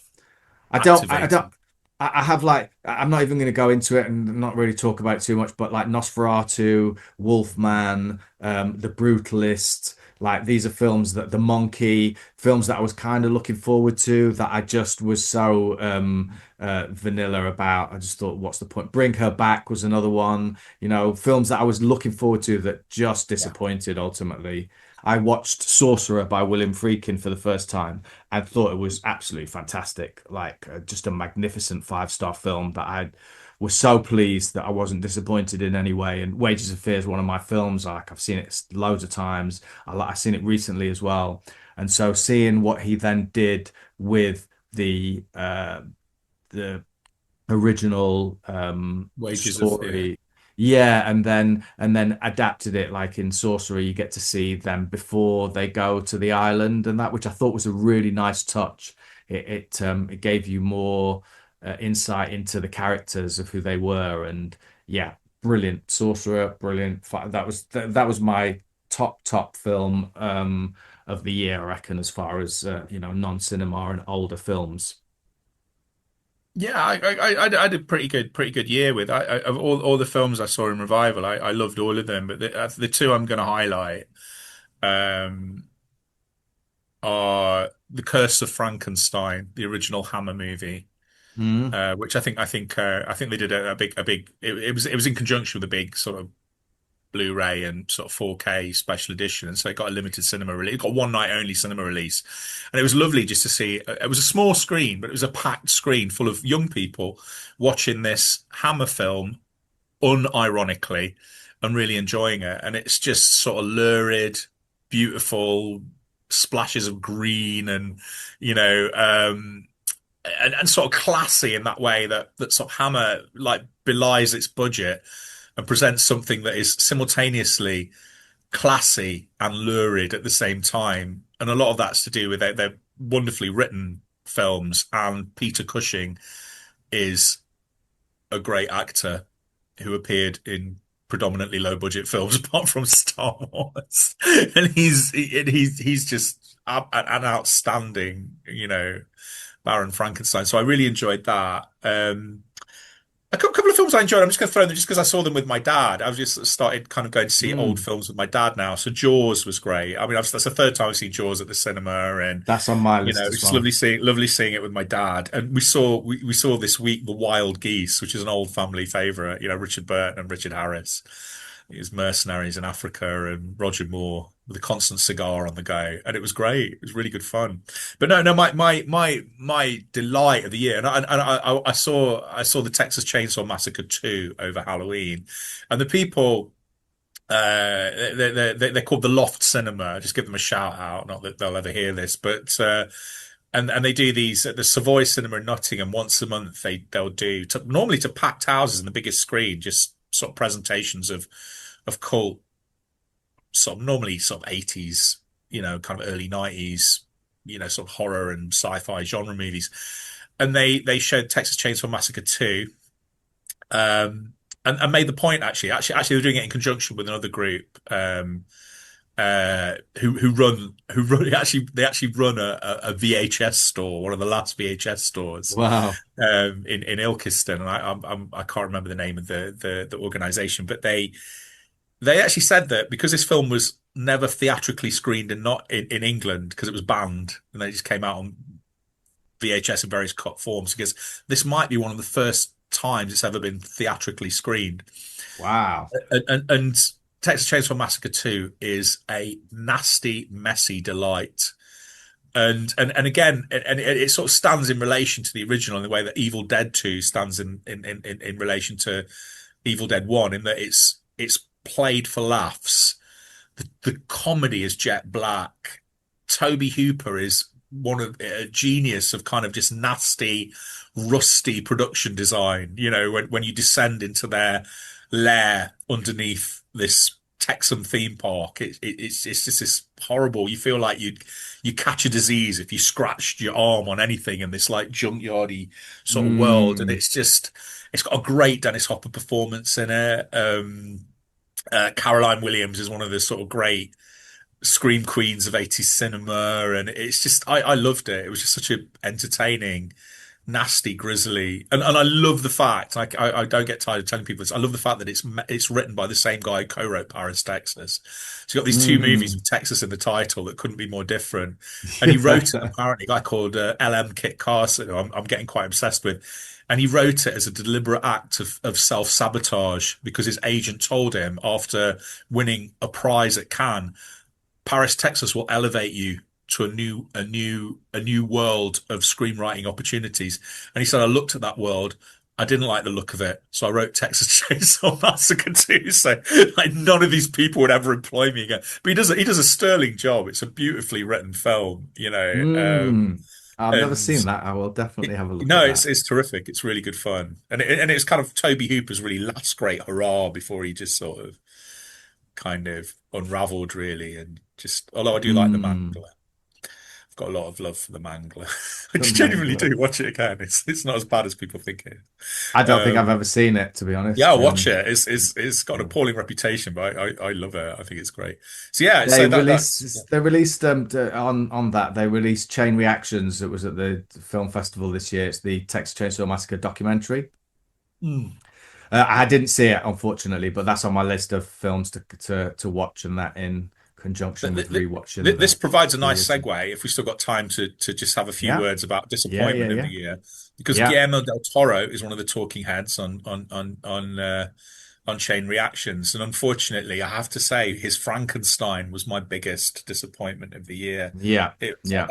again, I saw it in the cinema screen, and I just thought it was on the positive side. I thought it was again production design. It was just it looked astonishing. Like Nosferatu, similar to that Like for me, you Nosferatu. know, like it Yeah, looked beautiful, but lacked so many elements that yeah. Are you talking about made it. Nosferatu or I'm Frankenstein talking or? about both of them, mate. I think both Yeah. of Oh, them are I the didn't realize same. you'd seen it. Have you seen? Yeah, Yeah, yeah. yeah, I went to see it at the cinema, and yeah. Me too. again was just it was so I was so lukewarm about it. It was not It I was wasn't that boring. bothered. Yeah, it was boring. Mia I Goth think the was way it was great, structured, and again, Jacob it's Elordi another were film great. told in chapters, and Mm, but in that instance, it kills the tension of the story. I think Oscar Isaac is just barely directed. I think he's so over the top in it. yeah, yeah. And I think the problem is like, and it was a sort of similar problem with Pinocchio that we talked about in our podcast, in that he has a theme that he imposes on the narrative. And in Pinocchio, it's about fascism and bad fathers, and with this, it's again, it's about fathers and sons, and it's about reconciliation, and it kills the horror. And he lets the Mm, monster off. The monster is so much nastier in the source novel, but never loses your sympathy because he's sinned against. But he does some unspeakable things in it, which they don't allow him to do in this. yeah. And he kills lots of people, but he's always provoked. They always kind of have it Mm, coming, or they're wolves and literal mm, wolves and mm. and CGI wolves. and I thought it was the biggest waste of a Mia Goth I've ever seen. And she's so reasonable and quiet and contained. And in the novel, she's the person that's going to be the bride, you know. And I thought, why didn't he go there? Why didn't he go there with the sort of like the making of the bride and Yeah. especially with you've got Mia Goth, she's to the manor born, and you've got Mm, Mia Goth, and you just don't use her. yeah. And the one thing I thought Jacob Elordi. What do you think? I liked him. I thought he was Yeah, I thought very it good. was great. Yeah, Yeah, yeah. Jacob yeah, Elordi and Mia Goth were the reasons why the only sort of redeeming factors to it. yeah. The as far as like her not being used, I mean that was to be blamed by the script, which I thought was Yeah, maybe no, it's just a not bit her fault. shit. Yeah. And but when she was on screen, I was transfixed by her. I thought she's brilliant. She Although I has a preferred her because she plays a stillness. dual role as the mother and, you know, the love interest, doesn't she? She's his mother at the beginning. Did you know that? She plays his No, mother. Yeah. oh, I missed that. Yeah. I think she's better Well, as a mother. She's more kind of ethereal, more kind of, well, yeah, she's it's just it's something a little bit stranger and more, you know, she's obviously sort of has the touch of death about her as the mother as well. You know, she's kind of like this sort of arbiter of death. But yeah, I didn't just disappointed. Did you like the sequence in the College of Surgeons where he kind of demonstrates yeah, reanimation that for the was first? fun. Yeah. Yeah, I think the whole film should have been like that. It should have had that tone and that sort of mischief and nastiness. And it should have been a horror movie. He went out of his way to say, oh, I've not made a horror movie. There's elements of horror. I've made a movie about fathers and sons. And he thought, yeah, absolutely right. But it was just such a misstep, I thought, and just negated any real horror. And also, I felt the ending was unearned. You know, the ending just, there's almost like this switch of attitudes that gives you the kind of ending Del Toro wants, but doesn't make any sense from the monster's point of view up to that point, considering what he's been wanting to do to Frankenstein, or yeah, or through the film. I agree, mate. It was just a wet squib of a film that But a very looked long wet beautiful, squib. but yeah, long and beautifully looks beautiful, but yeah, it Yeah. didn't really give me what I needed. Yeah. Is that a wrap up then? Well, no, just no, what are you looking forward to next year? You tell me, and I'll tell you if I'm looking forward to it or not. Okay, I am looking forward to the Odyssey, the big Christopher Yeah, Nolan Odyssey. I'm No, not. you don't even have to say, Yeah, because it's Christopher Nolan and it's Matt yeah, Damon as yeah, Odyssey. yeah. I think we should. I think you should go and see it anyway, and then we can do an episode on it. Possibly, yeah. We can I'll be sort of up for punch that. up. We've not punched up at a movie that's actually out in the cinema. Although by the time we Yeah, record things, that you know they've kind of been on telly, haven't they? You know, like when we get round to yeah, sort of. yeah, yeah. So I'm looking forward to that. I'm looking forward to The Bride. You know, the other Frankenstein movie, the Maggie Gyllenhaal directed, almost like the Monster and His Bride, like Bonnie and Clyde. I think it's set in the 1930s, and it's Christian Bale and Jessie Buckley as the monster on the bride on a crime spree, and that looks like far more interesting than sort of the heritage horror of my beloved Guillermo del Toro. There's a French version of The Incredible Shrinking Man with Jean Dujardin, that the guy from The Don Artist. Dujardin. Yeah. Yeah, that's it. That looks really John good. of the Garden. John of the Garden. So yeah, so they've remade or adapted. It looks more like they've adapted the original Matheson novel rather than remade the great black and white sort of sci-fi movie, The Incredible Shrinking Man. So I want to see that in French. I've got two more. Oh no, three more. Do you mind if I just rattle through them? Go for it, mate. Go for it. Saipan, which is a movie with Steve Coogan about the fallout between Roy Keane, hard man footballer Roy Keane, and their Irish manager, which I remember from the news. I don't care about football, where he publicly called him the C word, and it got reported around the world. The big bust up between those two in the World Cup, whichever World Cup was set in Japan. And there's a personal investment in this as a Nottinghamian, and that it's written by Paul Fraser, who was the co-writer of a lot of the Shane Meadows movies. He tends to be kind of forgotten and overshadowed and sort of almost written out of the Shane Meadows story. And I remember visiting a Shane Meadows set to do a little bit of an interview with Shane Meadows, and Paul Fraser was just wandering around looking really miserable, no one talking to him. And I'm really pleased that he's got this solo credit that's already getting really good reviews. I think it got really, really good feedback reviews in the London Film Festival, and I think in the Toronto Film Festival. And I'm looking forward to it coming out. And I don't care about football, but I really want to see these two characters go Good at it. stories are good stories, Yeah, mate. good story is a good story. Weirdly Mm. enough, considering how much I hated Saltburn, I'm really looking forward to Yeah. No. Wuthering Heights. Wuthering Heights. Yeah, No. genuinely, I am. Yeah. I love the fact that Yeah. it's annoyed so many people who Yeah. are forgetting that the original novel, which I read that, I finished reading it like a few weeks ago, and it's Yeah. brilliant. Obviously, I hated it. I hated the novel. You hated the novel. I read it maybe last year for the first time Yeah, ever. I hated it because I hated the characters. That I hated everything about it. I just wasn't. they are It's they are written really hateful beautifully. characters. Yeah, Yeah. and it's like Romeo and Juliet is held up as like this incredible love story between two like 13-year-old kids, or you're 13 and a 15-year-old, where five people die or Well, no, whatever. they're not. Same You thing. know, like Heathcliff. Heathcliff's like about 50 when the novel ends and things, and he's like, Yeah, it's like a lifelong obsession that sort of trickles down generationally. But it's like, I really liked it. I found it challenging. I found the characters just like perversely cruel, but I still felt the tragedy of what they could have been, and their inability to kind of defeat their own natures. I know, and I really enjoyed it. I thought it was brilliant, and I'm actually really looking forward to the film. I think it looks really bold stylistically. I think her relationship with like Bronte's novel might be akin to sort of Ken Russell's relationship with the various literary texts he approached, like D.H. Lawrence D.H. Lawrence mainly, in that he took a very avant-garde approach to it, but sort of captured the spirit of something of, well, I've not read any Lawrence, so I'm assuming captured the spirit of Lawrence because people seem to like them.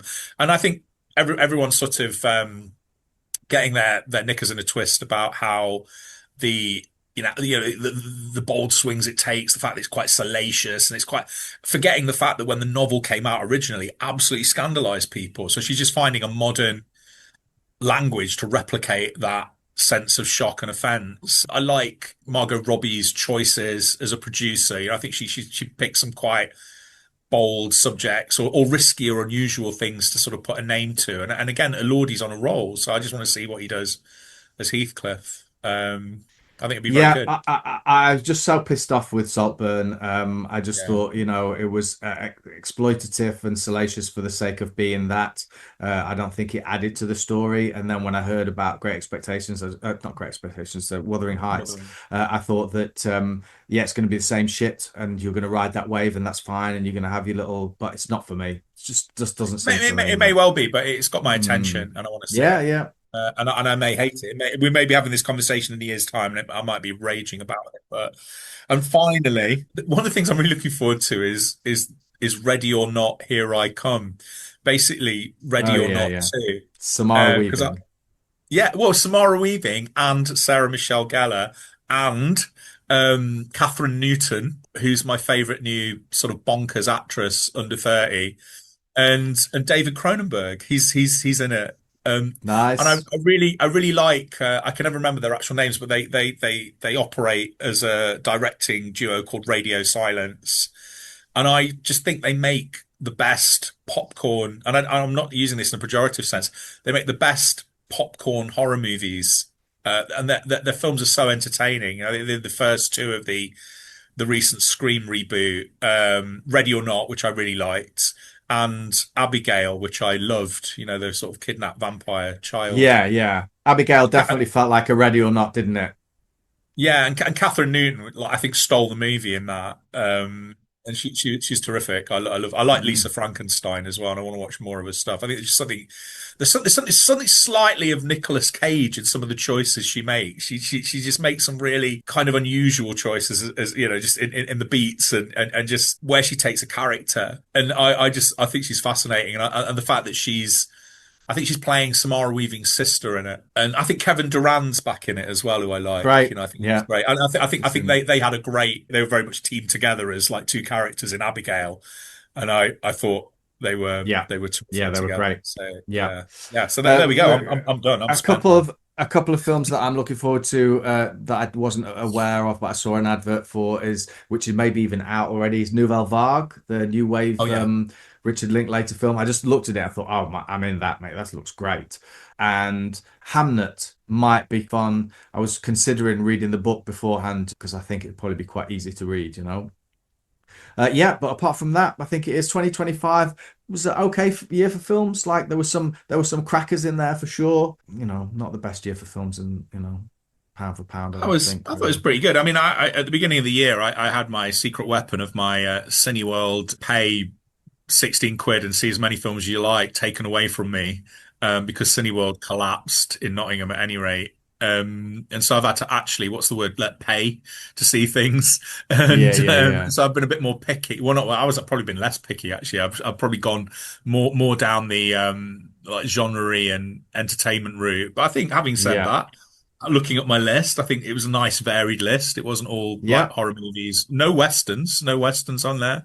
They didn't release yeah. any this year. And so The I, Dead I Don't think Hurt was the Dead Don't Hurt your film no, from that was last last year? year. Yeah, Yeah, that was yeah, on that was on my list last year. So yeah, nothing, no westerns. Great western on TV, an American Primeval, but other than yeah. that, That was really good. yeah. Yeah, I like that a lot. Other than that, not a great deal to shout about in terms of the western. But Yeah, I'm happy with this year. Felt it was a good yeah. year. I felt shortchanged. And we're probably, am I right in thinking it's going to be Argento, the next one? All things We Argento. are. Yeah, yeah, yeah. All Yeah. things Argento, but Yeah. specifically, I suppose, starting at Deep Red. Starting a deep red, because I did that was a good. I didn't really talk about that because we will talk about that. I saw that's our next one. I saw deep red on the big screen and I had a good time with it. So I'm advocating for. You'll probably be advocating. Well, you will be advocating against. We'll see, because you've watched a ton of Argento movies and you've kept your cards close to your chest. Close, and some Fulci movies as well. And you haven't kept your cards that close to your chest on those, but I won't reveal to our listener what you said. But yeah, Giallo in general, basically. Yeah, Giallo. Yes, Gates until the next time. Storms of worms fired in actors' faces. Misogynist directors with weird relationships with their starlet daughters. Yeah, very strange. Yeah, it's going to be fun. Yeah, we'll have fun. I mean, Happy New Year, everybody. Thanks for listening this year. We'll get more out. And thanks to our we had a guest this year as well. We did, yes. Matthew Chernoff. Yeah, that was great. Yeah. Listen to the Goonies episode. Three of us, two of us on our best behavior, because we've got like a guest, proper podcaster in the room. Yeah, that was great. Well, I'm going to say goodbye, and we'll see you next year. See you in 2026, the actual future. Goodbye. Goodbye, please. The mission has been completed. Truly.